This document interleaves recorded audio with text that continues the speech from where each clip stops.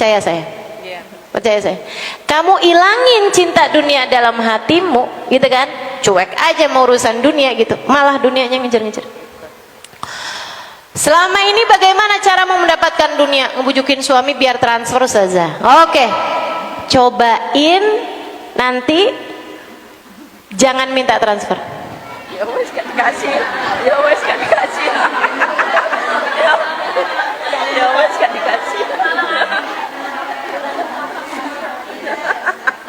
Yang mana gak dikasih? Diajarin gitu aja pada susah banget. Gayanya pelajarinya sejarahnya Sayyidina Salim, Imam Syafi'i. Waduh. Diajarin biar nggak minta transferan sama suami aja susah banget. Ya Allah, ya Allah. Ngeri bener ya. Cobain. Kamu cuekin, dunia malah ngejar. Malah pengen ini gitu, malah dapet aja gitu, malah dapet aja. Prioritas kamu nggak lagi urusan dunia, dunianya malah gampang kamu dapetin. Tapi begitu prioritas kamu urusan dunia malah tambah susah dunianya dicari. Makanya tuh orang-orang nggak beriman keluarlah ucapan, nyari dunia yang haram aja susah, apalagi yang halal. Nggak beriman, nggak beriman. Orang beriman nggak gitu bahasanya. Kami tolak yang haram, Allah gantikan kami dengan yang halal. Gitu. Enak teman-teman. Kalau kamu itu dunia kecil di hati kamu, itu kamu akan dapat dunia dalam keadaan terhormat. Tapi kalau prioritas kamu dunia, urusan kamu tuh cuman dunia mulu gitu ya, itu tuh kamu akan dapetin dunia yang memang sudah dicatatkan, tapi dalam keadaan terhina. Coba aja perhatiin, ayo dong transfer, bilang sama suami nih, iya ntar. Berapa jam kemudian udah transfer, belum, iya ini cerewet banget sih bini. Enak apa nggak enak digituin? Berapa hari besokannya kemudian udah transfernya, kok saya liatin belum masuk, ya emang belum transfer. Iya ampun kamu nih, apa kamu?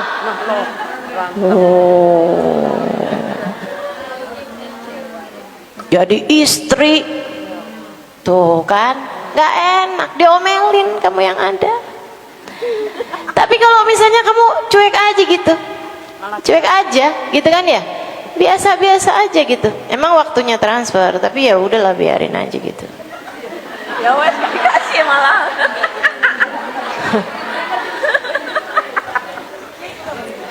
Masalahnya makanan di dapur udah nggak ada Ustazah. Ya udah yang ada aja dimasak, kan gitu ya. Yang ada aja dimasak gitu kan, taruhin gitu. Allah tuh nggak gitu. Ustazah nanti kita nggak bisa makan dong, nanti kita kelaparan. Itu otakmu itu loh, otakmu itu loh. Sedih saya. Ngaji udah berapa tahun kagak ngerti-ngerti. Tuh. Ngaji udah nggak tahu dah. Itu dihitung pakai jari tangan, jari kaki gitu ya. Pakai hitungan tasbih udah lebih nih semuanya. Ngajinya udah berapa kali, berapa puluh, berapa ratus kali teman-teman saya sekalian. Cara berpikirmu itu lah nggak berubah-berubah. Ustazah suami itu kalau nggak diminta Ustazah dia nggak ngasih. Kalau dia nggak ngasih gimana ceritanya sih mau belanja? Tuh otak kamu tuh. Teman-teman saya sekalian, emang kamu ngerti minta waktu kamu dalam rahim ibu kamu? Nggak ngerti minta. Apakah kamu ketika dalam rahim ibu kamu itu rezeki nggak nyampe padamu? Nyampe. Nggak pernah ada ceritanya orang lagi di USG terus dokternya bilang, maaf bu, anak ibu stres. Kenapa dah dok kok stres? Iya dia dipusing urusan rezeki gitu kan. Nggak ada ceritanya. Nyampe gak rezekinya? Nyampe. Itu sebabnya para ulama bilang, andai kamu nggak tahu rezeki kamu ada di mana, kamu nggak tahu alamat rezekimu, tenang aja, rezekimu tahu alamatmu. Rezekimu tahu alamatmu, nggak akan tertukar sebutir gandum yang telah ditetapkan jadi rezekinya siapa. Nggak akan tertukar. Hubab Nur bilang beras itu udah ketulis tertulis di situ satu butirnya, per butirnya dia sudah tertulis di situ akan jadi rezekinya siapa. Nggak akan ada yang tertukar, teman-teman sekalian. Tidak akan ada yang tertukar. Nggak usah khawatir urusan itu. Nggak usah khawatir urusan itu. Terus kamu bilang, tapi nanti kalau kelaparan bagaimana Ustazah? Kamu pikir kamu akan dikasih ujian sebesar itu? Nggak ada, nggak ada, nggak ada. Allah tahu kemampuanmu, teman-teman. Allah tahu keimananmu. Sampai dibikin kelaparan 2 hari, 3 hari. Itu ujian Sayyidah Fatimah Zahra. Itu ujian Nabi Muhammad. Itu ujiannya para wali. Ujiannya kita sih palingan cuma timbangan belum sarapan gitu. Sampai jam 9 pagi itu aja kamu ngerasanya kayak geliengan. Karena belum makan nasi.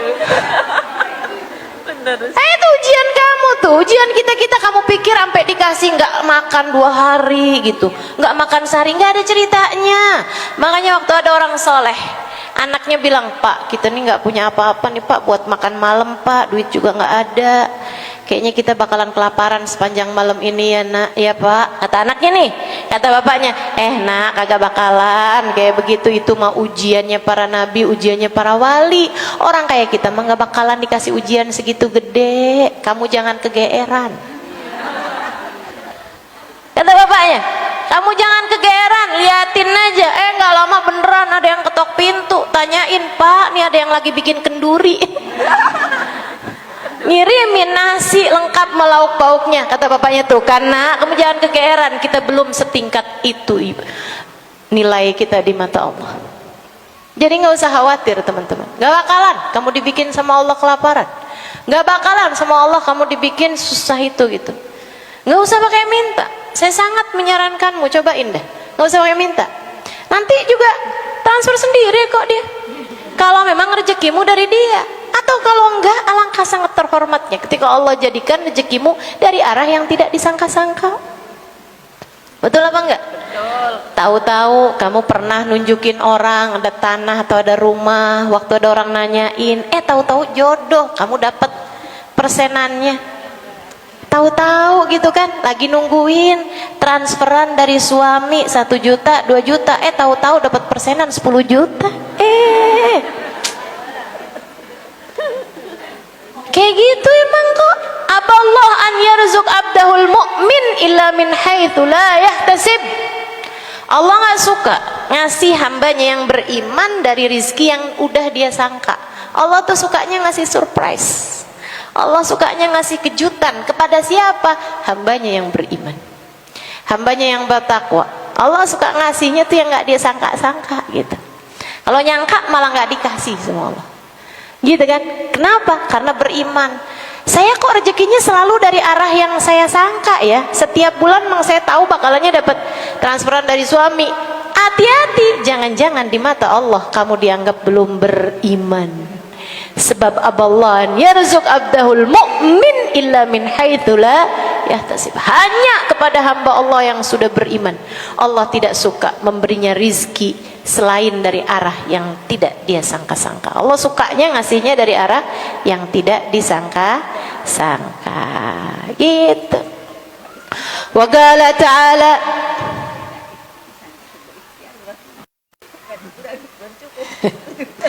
wa qala ta'ala, dan Allah Subhanahu wa taala berfirman, "Man kana yuridul ajilata ajalna lahu fiha ma nasha'u liman nurid, thumma ja'alna lahu jahannama yaslaha madmuman madhura, wa man arada al-akhirata wa sa'alaha sa'yaha wa huwa mu'min, fa ulaika kana sa'yuhum mashkura." Man kana yuridul ajila, siapa yang prioritasnya, keinginannya hanya urusan dunia, ajalna lahu fiha ma nasya, kami kasih dunianya buat dia, ma nasya, seukuran yang kami mau. Jadi bukan seukuran yang dia mau. Nih orang nih pengenannya dunia nih, aku kasih kata Allah, aku kasih seukuran yang kami mau kata Allah, bukan seukuran yang dia mau. Dia pengennya mobil, dikasihnya motor. Dia pengennya rumah yang mewah 6 kamar, dikasihnya yang 3 kamar, kan gitu ya. Suka-suka Allah Subhanahu wa taala. liman nasya manasya liman nurid, itu pun hanya yang dikehendaki sama Allah. Yang nggak dikasih juga banyak. Ini orang nih kepengenannya dunia nih, ya Allah lihat nih, pengenannya dunia nih, prioritasnya dunia aja udah. Kata Allah, ya saya kasih juga, tapi hanya kepada orang yang kami kehendaki. Ada juga yang nggak dikasih. Yang kami kasih ada nih, yang kami kasih, itu pun dikasihnya seukuran yang kami mau aja. Dia mintanya berapa, dikasihnya berapa. Dia mintanya lebih kurang daripada yang dia minta itu. Sebab harapan orang terhadap dunia nih, andai dikasih satu gunung emas, mereka akan meminta gunung emas yang lainnya. Gitu emang urusan dunia, ya enggak? Yang saya ceritakan tuh di buku Bidadari Bumi itu ya. Sebelum saya lupa tadi, soalnya saya kelupaan tuh habis ceritain Sayyidina Imam Syafi'i sama Sayyidina Salim. Teman-teman sekalian, yang saya ceritain di buku Bidadari Bumi itu, ada orang datang kepada salah satu guru saya, terus dia cerita gitu. Dia bilang, Hubabah, saya kepengen Hubabah jadi saksi tentang ibu saya. Dia bilang, kenapa ibu kamu? Ibu saya tuh ustazah, dia keluar dari dunia seperti hari dia masuk di dalamnya, nggak punya apa-apa. Dan itu adalah harapan dan cita-citanya dari sejak zaman muda. Kalau ditanyain cita-cita kamu kayak gimana, dia bilang, saya kepengen jadi orang yang keluar dari dunia seperti hari saya masuk di dalamnya. Kita kan waktu masuk dunia nih, kita dilahirkan, kita nggak punya apa-apa teman-teman. Dia bilang, saya kepengen hari saya meninggal dunia tuh saya kayak gitu. Jadi tiap kali dapat hadiah dari anaknya, hari dibagi tuh, hari dikasih, habis semua. Nggak pernah lama duit dalam genggaman dia gitu. Dibeliin apa yang jadi keperluannya, kalau dia perlu makan, perlu apa segala macam gitu. Selebihnya dah hilang. Dibagi ke anak yatim sana, dibagi ke orang sana, dibagi ke orang sana, seret, habis. Nggak pernah nabung. Ntar kalau ditanya sama anaknya gitu, Mah, yang kemarin kita kasih baju sama mama mana, Mah? Udah nak, kamu jadi banyak dah pahalanya. Kenapa, Mak? Udah mama kasih tuh sama yang lebih perlu daripada mama. Gitu. Uang yang kemarin mana, Mah? Ya ampun nak, kamu nggak tahu tuh ada orang tuh waktu mama kasih seneng banget, alhamdulillah. Mudah-mudahan Allah berkahi kamu nak, gitu. Sebab cita-citanya pengen keluar dari dunia seperti dia masuk ke dunia, nggak punya apa-apa. Ini orang hebat banget sih, dan hidup zaman sekarang loh. Dia bilang, kemarin beberapa waktu yang lalu orang tua saya, ibu saya meninggal dunia ustazah. Dan itu di hari meninggalnya dia sama sekali nggak punya apa-apa selain baju yang melekat di badannya sebagai penutup aurat. Dia cuma punya piring satu gitu ya, buat dia hari-hari makan. Ini satu, itu satu, dah itu aja. Sendal kamar mandi buat dia ngerjain kesunahan gitu. Kayak gitu aja hidup. Tiap kali punya keluar, tiap kali punya keluar, tiap kali punya keluar. Kepengen keluar dari dunia seperti hari dia masuk. Dan karena dia pikir, siapa tahu nanti malam mati, siapa tahu besok mati. Jadi setiap kali dapat ada dunia nih, cepetan, gitu. Cepetan kasihin, kayak gitu teman-teman. Ini akhlak nubuwah, akhlak keluarga kenabian, akhlaknya baginda Nabi besar Muhammad. Sayyidah Aisyah dulu kayak begitu, dan diajarin sama nabinya kayak gitu. Nabi itu pernah nyembelih kambing. Di hari yang sama tuh dengan nyembelih kambing, itu Nabi nyuruh Sayyidah Aisyah buat bagi-bagi dagingnya. Nggak ada tuh yang disimpan buat keluarga Nabi sendiri tuh, dikit banget. Jadi semuanya suruh bagiin. Yang ini buat keluarga sana Aisyah, lebih ya Rasulullah. Sayyidah Aisyah keluar. Yang ini buat keluarga sana, Sayyidah Aisyah keluar. Terus semuanya dibagi-bagiin, kecuali tinggal satu paha buat Nabi Muhammad. Dari 4 paha itu Nabi cuma ngambil 1 doang. Kata Nabi Muhammad, yang ini buat kita wahai Aisyah, yang ini buat kita, keluarga kita nih, keluarga Nabi Muhammad. Sayyidah Aisyah ngomong gini, Sayyidah Aisyah kan masih sangat muda, ketika bersama dengan Nabi Muhammad. Beliau bilang ini, "Dhahabal qul wa baqiya hadza ya Rasulullah." Wah, semuanya habis, sisa yang ini aja wahai Rasul. Kata Nabi Muhammad, "Kamu kebalik Aisyah."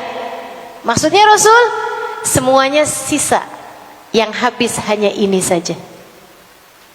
Semuanya sisa, semuanya ada, yang habis hanya yang ini aja. Yang ini kita makan dan habis jadi kotoran.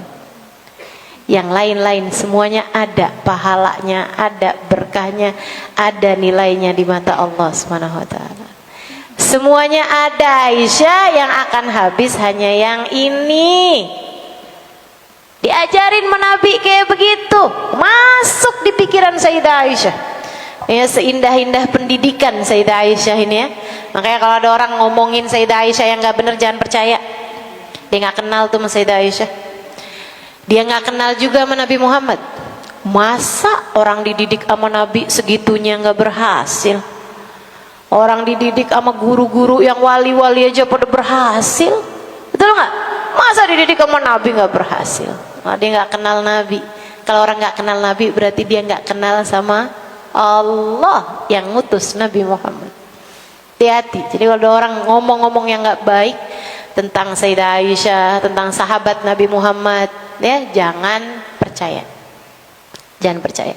Mereka adalah kummalun nas, orang-orang mulia dalam manusia. Maksudnya manusia itu kan seapa-apanya nggak bisa mulia, nggak bisa sempurna, ya, nggak bisa sempurna. Nah, akan tetapi yang mampu sesempurna apa manusia, nah itu adalah para sahabat Nabi Muhammad SAW. Kummalun nas, sesempurnanya orang, gitu ya, sebisa sempurnanya orang, yaitu mereka itu udah. Sayyidah Aisyah satu waktu beliau itu dikasih sama khalifah zaman itu uang 100 atau 1000 ya, 1000 dinar. Itu nilai yang sangat besar teman-teman, kayak 200 juta gitulah, kayak 300 juta, 200 juta gitu, nilai yang sangat banyak ya. Dikasih pada Sayyidah Aisyah. Sayyidah Aisyah begitu ngeliat senang, kemudian manggil budaknya, "Ta'al, saya udah ngajarin kamu nulis kan? Lebek Sayyidah, ayo ambil bolpen, ambil kertas, lebek cuman, ambil kertas, ambil bolpen. Kemudian nih ya, 20 buat keluarganya Fulan bin Fulan, 30 buat keluarganya." Sayyidah Aisyah nanya, "Sisa berapa? Sisa berapa?" "Ada masih sisa 70 wahai Tuan." "Ah, buat keluarga itu 30, buat keluarga ini." "Oh, yang tadi tuh banyak kan anaknya, tambahin 10 gitu." "Sisa berapa?" "Habis Tuan." "Dah, bagiin." Katanya budaknya, nih yang cerita budaknya teman-teman. Katanya budaknya, hari itu Sayyidah Aisyah lagi puasa. Itu nggak ngambil barang sedinar pun buat beliau buka. Waktunya buka, kata si budaknya nih, "Saya cuman bisa suguhin roti kering, dan itu tuh kayak nasi, itu pun juga udah kering gitu ya, sama apa namanya, sesuatu yang enggak enak gitu maksudnya gitu ya, buat buka gitu, roti kering dicocol kayak air gitu aja, nggak ada apa kek gitu kan. Kalau misalnya ada dapat 1 dinar aja itu bisa kebeli daging, bisa kebeli apa gitu. Ini si budak nih waktu nyuguhin kayak gini nih, "Maaf Tuan, kita lagi nggak punya apa-apa. Tuan sih tadi duitnya tuh dihabisin semua kasih orang. Coba saya tuh tadi dikasih sedinar aja gitu, saya beliin Tuan daging biar buka puasanya rada enakan," kata si budak. Dan dengar jawaban Sayyidah Aisyah. Sayyidah Aisyah tuh nggak bilang, "Udahlah, yang penting kita tuh apa-apa akhirat. Udah nggak apa-apa, kita susah-susah di dunia tuh nggak apa-apa," gitu. Nggak gitu teman-teman jawaban Sayyidah Aisyah. Apa kata Sayyidah Aisyah? "Kamu sih nggak ngingetin saya kan lupa." Segitu nggak berharganya dunia dalam hati Sayyidah Aisyah. Segitu nggak punya nilainya dunia dalam hati beliau teman-teman. Sampai segitunya bilang, "Kamu sih nggak ngingetin saya kan lupa." Lupa buat dirinya loh, lupa buat dirinya. Makanya kalau kamu tuh baca ayat Al-Quran bunyinya wala tansa nasibaka minad dunya, janganlah kamu lupa jatahmu dari urusan dunia. Kamu jangan pikir ayat itu diturunkan buat orang-orang seperti kamu. Kamu mah gak usah diingetin jatah dunia. Kamu mah perlunya tuh diingetin sama orang lain. Kalau punya duit jangan lupa sama orang, kan gitu. Yang perlu buat ditegur sama Allah, jangan lupa kamu juga perlu sama dunia. Itu orang-orang seperti siapa? Ya seperti Nabi Muhammad, seperti Sayyidah Fatimah, seperti Sayyidah Aisyah. Perlu diingetin, Aisyah, kamu juga punya jatah dari dunia. Jangan semua kamu pakai buat akhirat.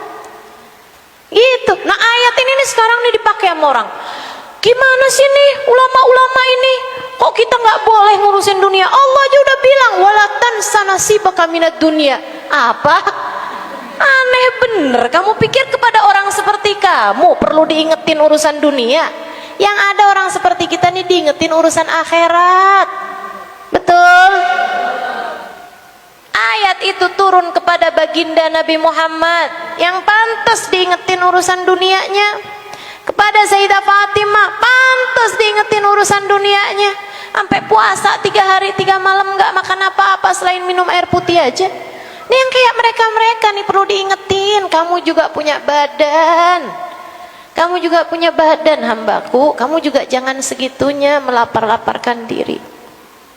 Wala tansa nasibaka minad dunya. Masya Allah, Masya Allah. Tuh ya orang-orang yang tercinta. Si orang tadi itu dia bilang cita-cita saya pengen masuk dunia, pengen keluar dari dunia seperti hari saya masuk di dalamnya.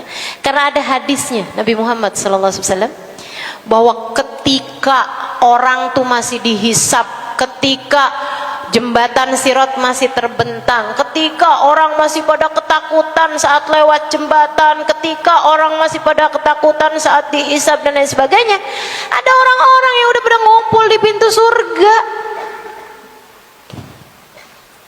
Nabi nanyain, man antum? Kalian siapa? Kami umatmu wahai Rasulullah. Itu tapi masih hisab kok kalian udah di sini aja? Iya Rasul, kami mah nggak pakai hisab Rasul. Kenapa gitu kata Nabi Muhammad? Karena kami keluar dari dunia seperti hari kami masuk di dalamnya. Fa'ala madza yuhasibuni Allah Ta'ala, maka dari apa Allah perlu menghisab kami? Kami nggak punya apa-apa kok. Bayang hisab kita berapa panjangnya teman-teman. Kebayang hisabmu berapa panjang. Ya Allah, ya Allah. Mudah-mudahan selamat semuanya. Mudah-mudahan selamat semuanya. Man kana yuridul ajilata ajalna lahu fiha ma nasha liman nurid. Nih yang kepengen dunia nih kata Allah, kami kasih dunianya seukuran yang kami mau kepada yang kami kehendaki. Tsumma ja'alna lahu jahannam yaslaha madmuman madhura. Kemudian kami jadikan untuknya neraka jahanam yang akan dia masuki dalam keadaan hina lagi rugi, dalam keadaan menunduk terhina, dalam keadaan madhur, dalam keadaan rugi bener. Waman aradal akhirah, jadi ini yang kepengenannya cuma urusan dunia, bahkan dia pakai akhiratnya buat urusan dunianya kayak tadi itu. Kami kasih kata Allah, tapi di dunianya doang. Kami kasih akhiratnya, ya udah silahkan dah, udah habis, semuanya habis. Waman aradal akhirah, dan siapa yang kepengen akhirat, wasa'alaha sa'yaha, dan dia berbuat buat akhiratnya. Jadi akhirat tuh nggak cuman sekedar kepengen. Saya kepengen masuk surga. Ya udah dong kalau gitu kamu ibadah. Ya malas. Ibadah nggak mau, tapi cita-cita masuk surga, gitu kan ya? Jadi nggak cukup. Kalau pengen akhirat nggak cukup dengan arad, tapi kalau dunia cukup dengan pengen, walaupun nggak dikasih dia udah masuknya kayak begitu. Makanya sesedih-sedihnya orang di akhirat tuh, serugi-ruginya orang di akhirat adalah orang miskin di dunia yang kepengenannya kaya. Itu nanti di hari akhirat dia itu sebagai orang miskin waktu di dunia, tapi dihisab dengan hisabannya orang kaya. Karena dia waktu di dunia tuh pengennya emang kaya gitu. Dia hidup miskin tuh ya karena nggak punya aja, karena nasib aja gitu. Andai dia kaya, dia pengen kayak begitu gitu. Jadinya kesian banget tuh, orang paling ngenes tuh. Dan yang paling senang di dunia ini adalah orang-orang kaya yang dunia nggak ada di hati mereka. Orang-orang kaya yang dunianya nggak ada di hati mereka, teman-teman. Banyak, saya juga sekalian, kaya mereka, punya segalanya, akan tetapi nggak ada dunia di hati mereka. Biasa aja, lalu lalang dunianya gitu aja. Ngasih orang paling banyak, gitu ya, amalnya banyak, nggak ada apa-apanya gitu. Dunianya hilang nggak apa-apa, akhiratnya ininya hilang nggak apa-apa gitu. Nggak ada gitu dunia di hati mereka. Masya Allah nih orang kayak begini nih, Masya Allah. Teman-teman saya sekalian tuh banyak. Habib Ali Habsyi diantaranya, para ulama-ulama tuh banyak yang kayak begitu tuh. Para wali-walinya Allah Subhanahu Wa Taala tuh banyak. Bahkan saya pernah dengar cerita dari anaknya seorang ibu yang suaminya wali min auliyaillah.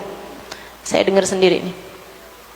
Dia bilang, ibu saya tuh pernah satu waktu bilang sama suaminya tuh bilang, besok masak ya, soalnya mau ada tamu, ini mau pada datang gitu, ulama-ulama mau pada datang. Si istrinya bilang gitu, tapi Beb, saya nggak punya uang Beb, gitu. Buat masak kan mesti belanja kan pakai duit gitu. Kata Habibnya, nggak ada ya kita duit ya. Iya Beb, nggak ada duit Beb. Beliau kaya teman-teman, saat kaya, saat nggak punya juga beneran nggak punya gitu. Jadi beliau kemudian ada orang nggak lama ngasih telur, dia bilang, oh yaudah nih, ini buat belanja besok. Ngasih istrinya satu telur, dibilang buat belanja besok. Istrinya kan bingung, dikasih telur doang, buat belanja besok. Belanjanya suruh beli daging, bikin bikin sambal goreng, gitu ya, masakin daging ini, itu apa segala macam gitu, kasihnya telur. Gimana sini ya? Tapi dia kemudian tahu suaminya adalah hambanya Allah Subhanahu Wa Taala. Dia pecahin, di dalamnya ada emas. Ini saya dengar dari anaknya loh teman-teman. Masya Allah, Masya Allah. Para wali-walinya Allah Subhanahu Wa Taala itu mau Allah dikasih dunianya kayak gitu aja gitu. Kayak itu orang-orang yang kayak begitu, nggak ada dunia di hati mereka, nggak ada dunia di hati mereka. Man aradal akhirah wa sa'alaha sa'yaha. Nah, orang kalau nyari akhirat wa sa'alaha sa'yaha, dan dia berbuat buat akhiratnya, wa huwa mu'min, dan dia beriman, fa ulaika kana sa'yuhum mashkura. Kalau pengen akhirat syaratnya 3. 1, niatnya memang akhirat. 2, dia usaha untuk mendapatkan itu dengan amal soleh. 3, ikhlas, beriman, hanya mengharapkan balasan dari Allah Subhanahu Wa Taala. Baru kalau ketiganya kumpul, kana sa'yuhum mashkura, usahanya itu akan ada hasilnya, usahanya akan dihargai oleh Allah Subhanahu Wa Taala. Teman-teman saya sekalian, termasuk nih ibu-ibu ya, nyari mantu jangan asal kaya, Bu. Nyari mantu jangan ngelihat dunianya aja.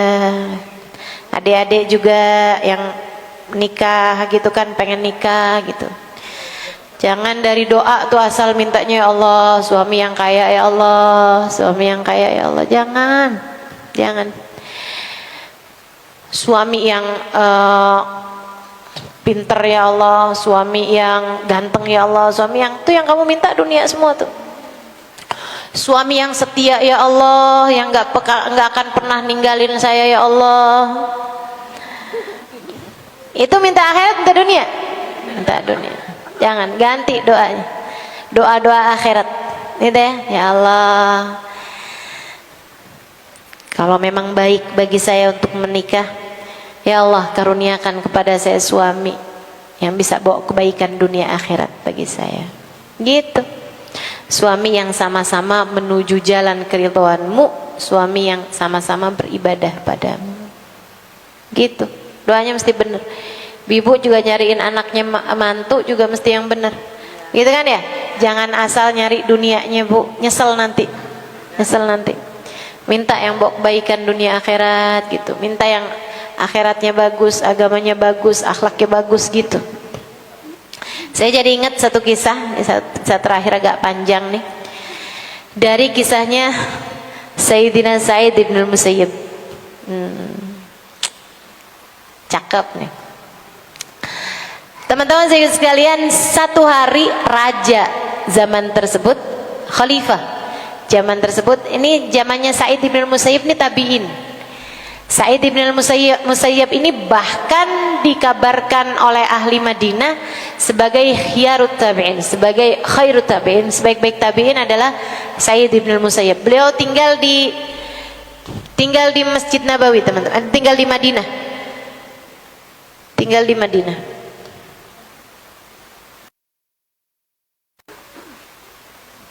Madinah atau Mekah ya, ini saya lagi nginget-nginget ini.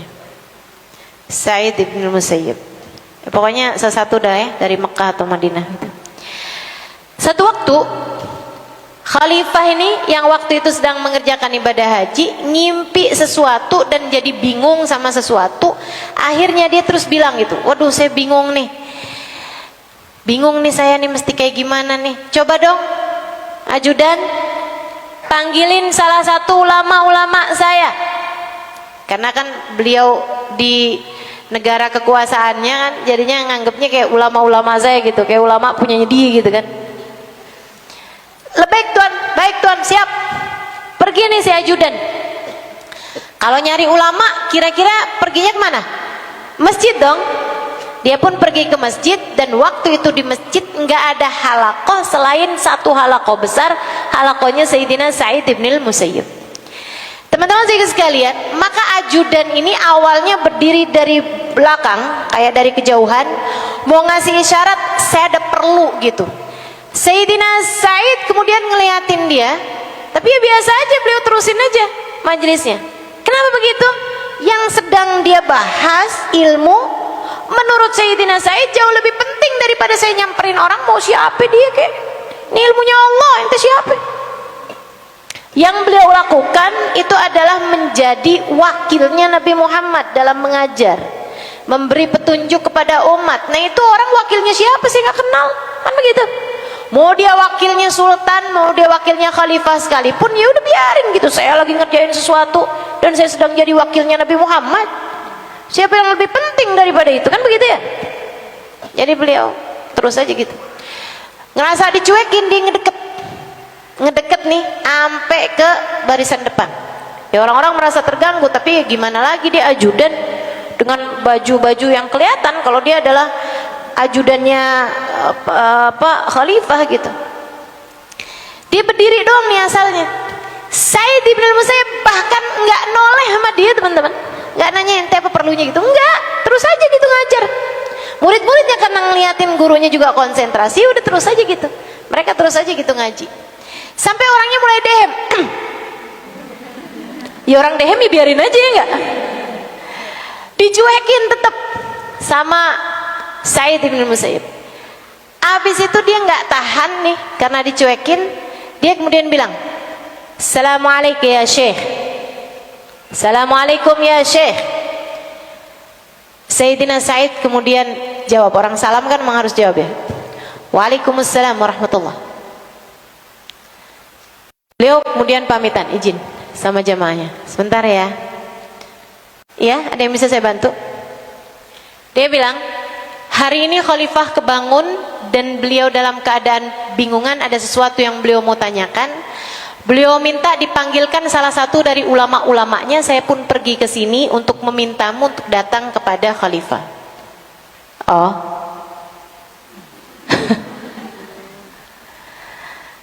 "Ayo cepat berdiri tuan, kau dipanggil sama khalifah." Katanya Sayyidina Sa'id, satu yang beliau minta panggilkan adalah ulama-ulamanya dia. Saya bukan ulama-ulamanya dia, saya ulamanya Allah. Saya nggak akan datang padanya selain panggilan dari Allah Subhanahu wa ta'ala, gitu kan. Atau yang nyuruh saya Nabi Muhammad gitu kan. Kalau enggak ya enggak gitu. Lagian katanya beliau nih, kalau si khalifahmu itu mau bertanya tentang suatu hukum permasalahan, silahkan datang. Al ilmu yu'ta wala ya'ti ilaih. Ilmu itu didatangi, bukan mendatangi. Kamu kalau mau dapetin ilmu ya datang ke majelis, betul apa enggak? Gitu ya, jangan semua orang, ustazah mau manggil ustazah gimana? Jangan semua orang manggil saya. Udah aja kamu hadir, gitu kan ya? Kamu hadir, majelismu di mana yang terdekat daerahmu, atau kamu pilih-pilih atau majelis yang lain yang sedang diadakan, hadiri gitu. Al ilmu yu'ta, ilmu itu didatangi teman-teman, bukan mendatangi. Saudaraku sekalian yang saya muliakan, akhirnya katanya Sayyidina Sa'id bin Musayyib, lagian tempatnya masih luas kok. Kalau khalifah datang sama ajudannya sama apanya mau hadir di majelis, cukup kok tempatnya, silakan aja hadir. Tapi saya datang ke sana, mohon maaf saya bukan ulama-ulamanya. Udah kesel kan, cari aja yang lain. Wah, keluar kemudian dari sana, nyari-nyari ulama di sekitar situ atau syekh-syekh sekitar situ, nggak ada. Sementara dia tahu nih lagi ditungguin, jadi dia pulang dulu aja mau laporan. Mana ulamanya? Dia bilang, maaf tuan, itu di masjid cuma ada satu orang doang, nyebelin banget dah. Kenapa gitu? Iya, saya udah kasih syarat dari jauh, dia nggak ngedeketin saya. Saya pergi ke depan, dia pun cuekin saya. Saya DM, dia pun cuekin saya. Saya sampai ucap salam sama dia, baru dia jawab salam saya. Dan saya bilang, kamu dipanggil sama khalifah untuk menjawab pertanyaan-pertanyaannya. Dia bilang, dia bukan ulama-mu tuan. Dan dia juga bilang ilmu itu didatangi bukan mendatangi. Jadi kalau dia mau nanya, ya dia yang datang, bukan saya yang mesti datang ke sana. Nyebelin banget dah, saya nggak pernah ketemu orang lebih nyebelin daripada itu. Katanya khalifahnya, oh orangnya begini, rambutnya begini, ininya begini. Betul itu dia tuan. Oh saya tahu. Aduh, coba kamu nggak usah datang sama dia. Siapa dia tuan? Sa'id bin Musayyib pasti. Oh itu siapa tuan? Ada yang nyeletuk. Itu loh yang waktu itu tuan kita melamar putrinya untuk dinikahkan dengan anaknya, dengan putra mahkota, dan dia menolaknya. Coba tuh, keren banget gak sih? Dia ngelamar putrinya, khalifah nih, buat ngelamar putrinya Sa'id bin Musayyib buat dinikahkan dengan putra mahkota, dan dia menolaknya. Cakep.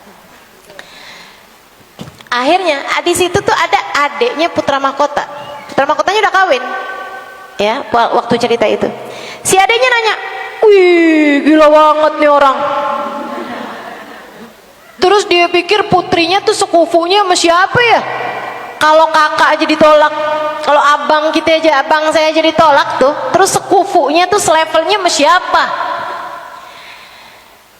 Ada yang nyaut di situ.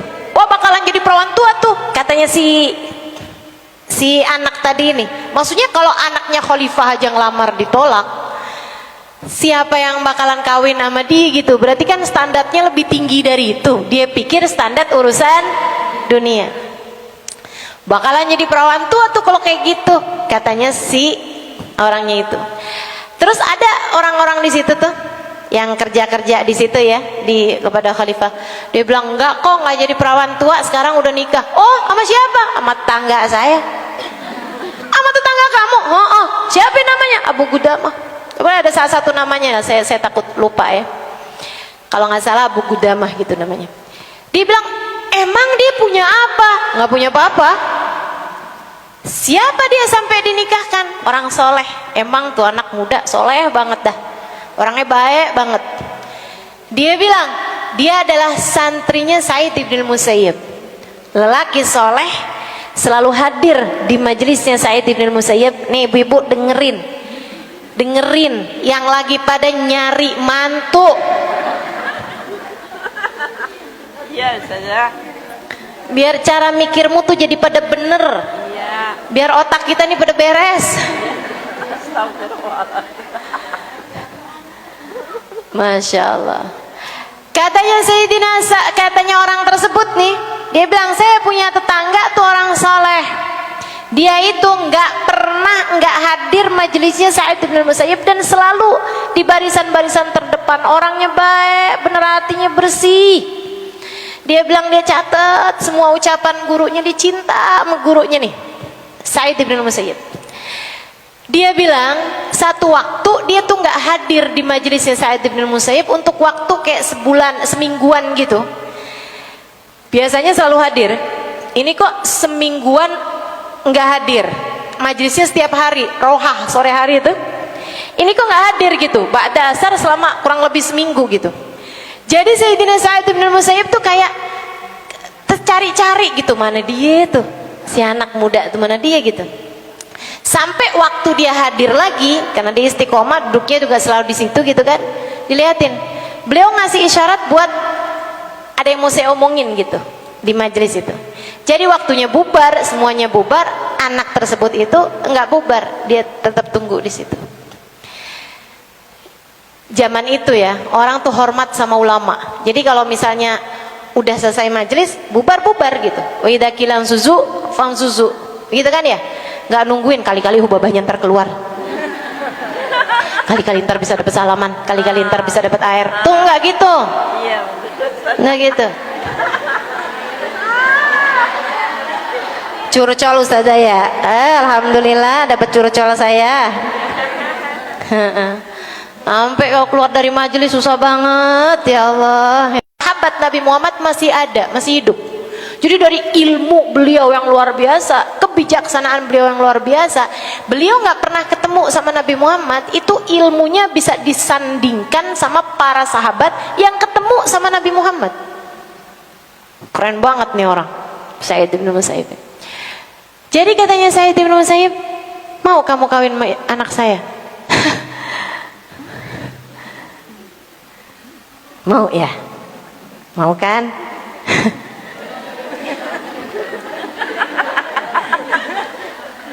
Nunduk bingung ya nggak? Saya bisa bayangin nih. Ya Allah, bingung. Kamu punya uang? Dia keluarin, ada kayak barangkali ya, kayak 20.000 gitu. Kalau duit kita sekarang gitu. Ini uang saya Kiai, uang saya nih, Tuan Guru. Baik. Beliau kemudian lihat-lihat. Yang lagi baca Quran di situ, boleh kesini, saya minta tolong. Lebih Syekh. Buru-buru dia tutup Qurannya, datang. Terus ada lagi orang di situ, ada 3 orang gitu. Beliau kemudian pegang tangan muridnya, meteran nih. Dia bilang, saya nikahkan anak saya. Habis hamdalah segala macam khutbah Jumat bentaran. Habis itu bilang, saya nikahkan kamu, angkahtuka wa zawajtuka binti Fatimah binti Said bin Musayyib ala mahar, dengan mahar itu tadi tuh 20.000 tuh halan. Kalian semua jadi saksinya yang ada di situ. Halan. Qabil tuh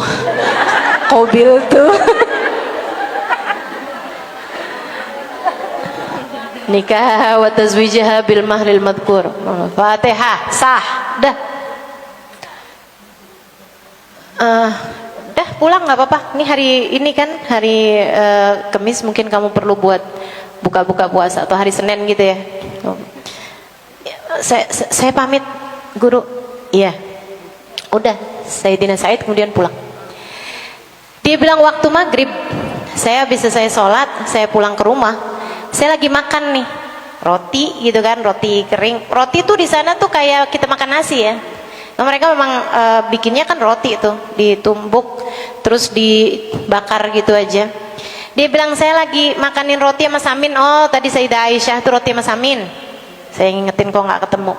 Sama minyak samin tuh teman-teman. Dia makan roti sama minyak samin. Itu makanannya orang paling miskin pada masa tersebut. Kalau orang agak kayaan dikit pakai lauk-lauk gitu. Ya, pakai kayak kuah sayuran lah, apalah gitu kan, atau susu seenggaknya gitu. Nah itu kalau lebih kaya lagi, kuah daging apa segala, karena memang rotinya itu kering kalau enggak ditaruhin kuah gitu. Dia lagi nguahin rotinya pakai minyak teman-teman, tuh dari miskinnya. Dia cocol gitu kan, minyak samin. Habis itu rumah saya diketuk, Assalamualaikum. Saya jawab, Waalaikumsalam man. Siapa nih gitu kan. Biasa aja, rumah miskin dia, si laki-laki ini nih. Dia bilang, siapa? Said. Dia bilang, saya kebayang semua Said. Misalnya ya, Said tukang ledeng. Begitu kan, Said tukang jual buah. Begitu loh. Dia bilang saya kebayang semua Said bengkel, Said penjahit gitu kali ya. Kecuali Said guru saya. Nggak kebayang, karena saya tahu seumur hidupnya beliau tidak pernah bergerak kecuali dari rumahnya ke masjid. Dia bilang saya pun buka gitu aja dan saya kaget, di situ ada guru saya, Sayyidina Sa'id ibn al-Musayyib. Tuh, orang tuh kalau mulia nggak minta dihormati, nggak bilang saya Syekh Sa'id ibn al-Musayyib, nggak gitu ya. Biasa aja sebut nama aja, saya Sa'id gitu. Kan kebayang Sa'id yang lain ya. Dia bilang begitu, saya buka, kaget saya. Terus guru saya bilang kayak gini, maafin saya tuh pulang-pulang ke rumah saya kepikiran, kamu ini kan sekarang kan nih hari Senin, hari kamu puasa sunnah gitu kan, sementara kamu ini kan udah punya istri, anak saya nggak ada yang ngurusin dong buka puasa kamu yang mestinya anak saya udah urusin. Jadi saya datang ke sini habisnya salat maghrib ini, saya mau bawain istri saya, anak saya serahkan kepadamu sebagai istrimu. Fatimah nak, sini nak.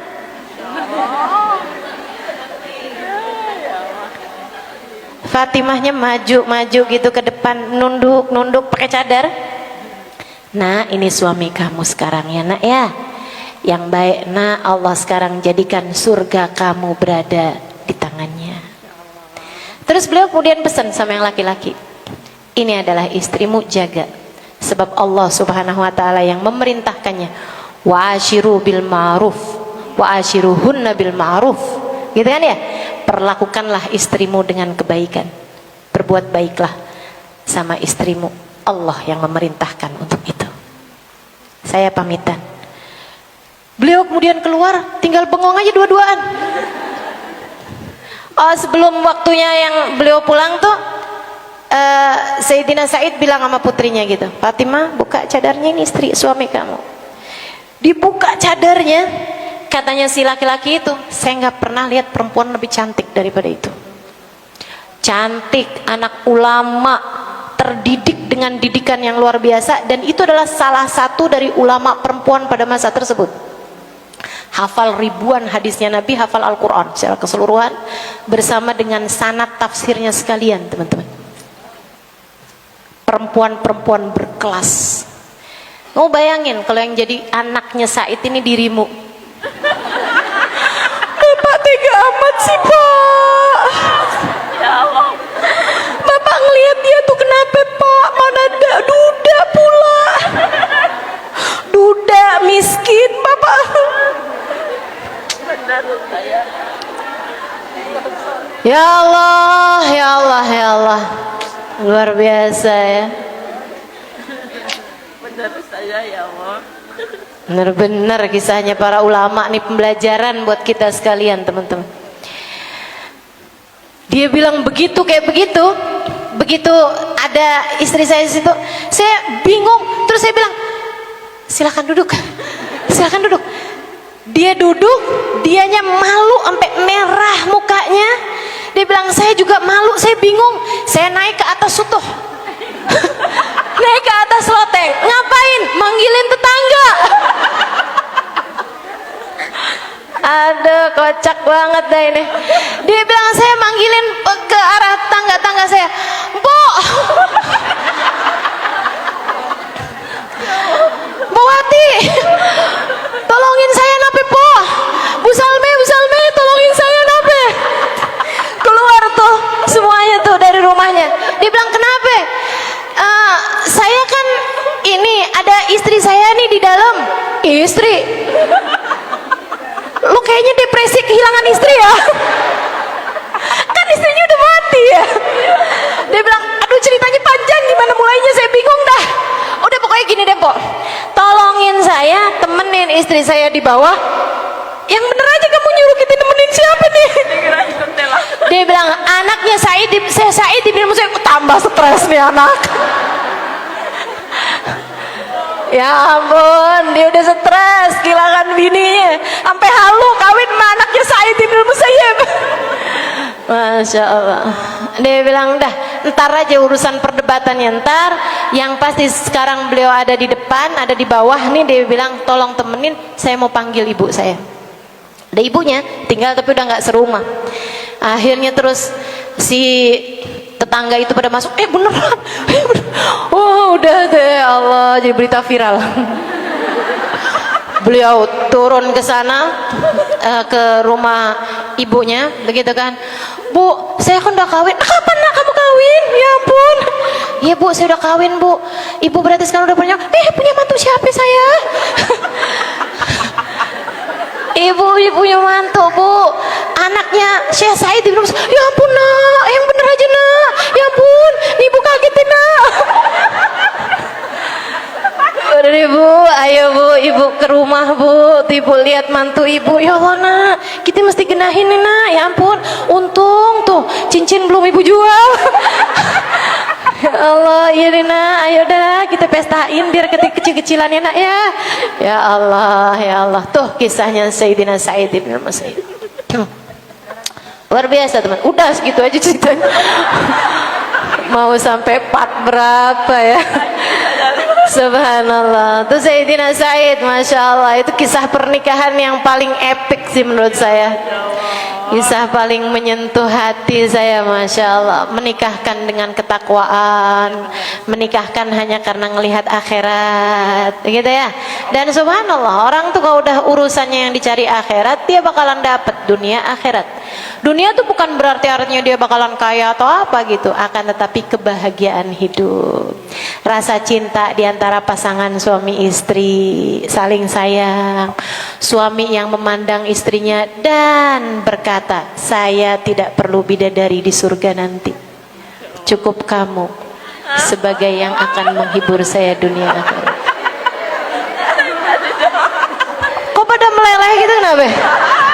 Suaminya nggak pernah ngomong gitu sama kamu? Sama.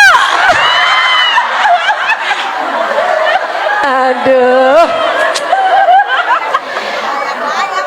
Kok Ustazah bisa ngomong gitu? Karena ada yang pernah cerita sama saya, suaminya berkata seperti itu.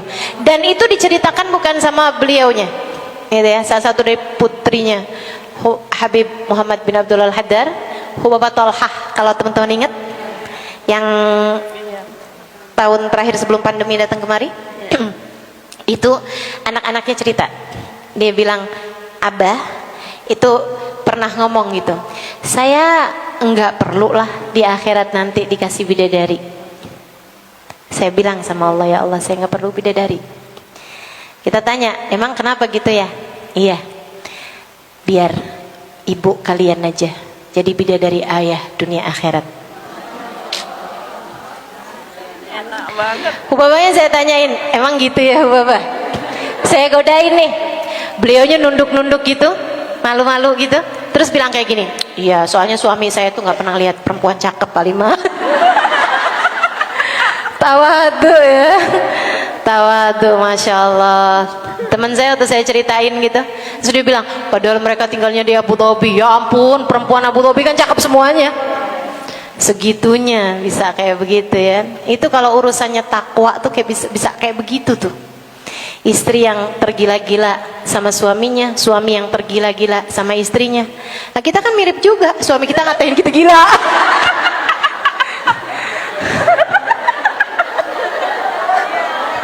Bukan tergila-gila ya, tapi yang gila loh gitu. Astagfirullah. Maaf ya. Astagfirullah. Mau nggak dia ngomongin kenyataan? Jangan sekali banyak. Astagfirullah. Bercanda. Ya, sudah, bercanda. Baik, itulah teman-teman sekalian yang saya muliakan. Dunia mah bentaran lagi juga kita tinggalin. Dan lagi pula seperti yang tadi saya sampaikan, kamu tuh kalau yang kamu kejar dunia, dunianya malah enggan mendekatimu.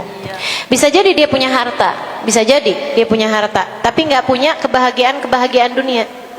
Gitu. Sebab kebahagiaan dunia kan tidak melulu soal harta ya. Mudah-mudahan Allah selamatkan kita semua insyaallah. Allah jauhkan dari dalam hati kita rasa cinta terhadap dunia. Dan terakhir saya mau ajarkan kepada teman-teman doa sangat indah diajarkan oleh Imam Al-Haddad dalam kitabnya yang lain. Dan oh ya, mohon maaf ya, kita nih sekarang di majelis kita nggak usah pakai ada pertanyaan deh. Pertanyaannya kadang juga gitu-gitu aja kan ya. Iya. Udah nggak usah. Fatihah boleh lah ya. Saya tuh kalau bacain pertanyaan malah justru saya sedih gitu. Kok kagak ngerti-ngerti gitu. Udah mendingan nggak usah nanya biar saya nggak sedih. Baik, teman-teman saya sekalian nih, doa nih ada di Khulasatul Madad. Oh iya. Ini doa sangat indah diajarkan oleh Imam Al-Haddad. Ya, beliau ngajarin kita untuk baca doa ini setiap habis selesai sholat. Kalau lagi angkat tangan doa, Allahumma akhrij min qalbi kulla qadarin lid dunya wa kulla mahallin lil khalqi. Ya, yamilu bila ila ma'asiyatik aw yushghiluni an ta'atik aw yahul baini wa bainat tahaqquq bi ma'rifatikal khassah wa mahabbatikal khalisah. Sallallahu ala sayyidina Muhammadin wa ala alihi wasallam walhamdulillahi rabbil. Allahumma akhrij min qalbi kulla qadarin lid dunya. Ya Allah, keluarkanlah dari hati saya semua pengagungan terhadap dunia. Kayaknya salat fajar. Ya Allah, keluarkan dari hati saya semua pengagungan terhadap dunia. Wa kullu mahallin lil khalqi, doanya doa sesudah salat. Di zikiran sesudah salat, bukan fajar, bukan. Doa adzkar ma ba'da shalah, doa zikir-zikir dibaca sudah salat, yang astagfirullah 3 kali itu ya. Habisnya subhanallah, alhamdulillah 33 kali, Allahu akbar 33 kali. Nah, itu kan ada tuh, tumayar fa yadayhi doa, kemudian baca doa kan. Doanya bebas aja, apa aja, tapi sebaiknya doa ini masuk dalam doamu gitu. Apa itu? Allahumma akhrij min qalbi kulla qadarin lid dunya wa kulla mahallin lil khalqi yamilu bina ila ma'siyatik aw yushghiluni an ta'atik aw yahul baini wa bainat tahaqquq bi ma'rifatikal khassah wa mahabbatikal khalisah. Artinya, ya Allah, keluarkanlah dari dalam hatiku semua pengagungan terhadap dunia dan semua rasa terhadap makhlukmu, terhadap manusia. Keluarkan dari dalam hatiku semua pengagungan terhadap dunia dan semua cinta kepada makhlukmu. Kita cinta berlebihan pada suami, cinta berlebihan kepada siapapun tuh, kita minta dikeluarin. Jika rasa tersebut yamilu bi ila ma'siyatik, membuat saya condong bermaksiat padamu ya Allah. Kadang kita cinta sama manusia, akhirnya jadi ada cinta yang membuat kita condong untuk berbuat kemaksiatan gitu, berbuat hal-hal yang dilarang sama Allah Subhanahu wa taala. Au yushghiluni an ta'atik, atau membuat aku tersibukkan darimu sehingga aku meninggalkan taat padamu. Rasa cinta kita kepada manusia membuat kita sibuk nyari cintanya dia, sampai bikin kita jadi baca Quran nggak keburu, ini nggak keburu, ibadah ini nggak keburu, itu nggak keburu, karena kita sibuk nyari cintanya dia. Kan suka ada yang begitu, gitu ya. Atau kita nih sibuk sama dunia nih, karena gede dunia di hati kita, akhirnya kita sibuk buka toko sampai nggak keburu sholat. Kan ada yang kayak begitu. Kita nggak mau kayak gitu. Au yahul baini wa bainat tahaqquq bi ma'rifatikal khass, atau dia nggak buat kita ngerjain dosa. Dia, atau cinta kita kepada dunia atau kepada manusia ya, nggak bikin kita ngerjain dosa sih. Nggak juga bikin kita dia ninggalin taat yang mestinya kita kerjain. Enggak nih. Tapi menghalangkan kita dari sejatinya pengenalan kepada Allah atau kesejatian cinta kita kepada Allah Subhanahu wa taala. Au mahabbatikal khalisah. Ya Allah, semua cinta kami kepada dunia atau cinta kepada manusia, angkat dari hati kami jika cinta tersebut membuat kami jadi mengerjakan maksiat atau mengerjakan dosa, membuat kami meninggalkan taat ya, atau membuat kami jadi tidak benar-benar merasakan makrifat kepadamu, merasakan cinta kepadamu ya Allah. Gitu. Jadi cinta manusia bikin kita jadi nggak bisa cinta sama Allah, atau cinta terhadap dunia bikin kita jadi nggak bisa ngerasain cinta kepada Allah. Itu kita nggak mau kan? Ini doa indah nih ya. Mudah-mudahan bisa kita amalkan dalam kehidupan kita insyaallah. Wassallallahu ala sayyidina Muhammadin wa ala alihi wasallam walhamdulillahi rabbil